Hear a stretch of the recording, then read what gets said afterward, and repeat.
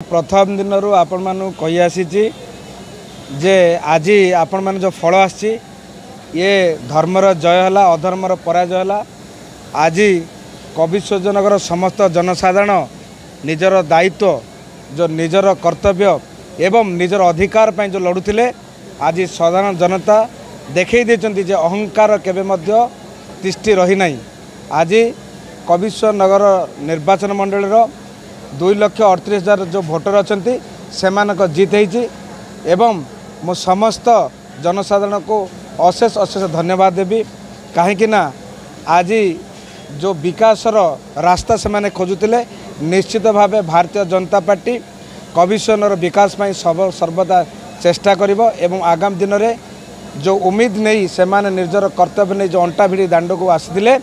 ताको निश्चित भाव भारतीय जनता पार्टी सफल कर दिन तो स्पष्ट कर प्रतारणा किसी नुह निम्न मात्र एटी जनसाधारण निजर हक पर लड़ते एवं साधारण जनता विजय होती। आपण को प्रथम दिन गोटे जिनस कही आसी भारतीय जनता पार्टी जो एजेंडा रही जो साधारण लोकर मौलिक अधिकार वंचित रोते एवं जड़े गरीब माँ गरीब बापा से वीडियो ऑफिस को जापार ना कि सरपंच को पंचायत ऑफिस तार मौलिक अधिकार पाई पार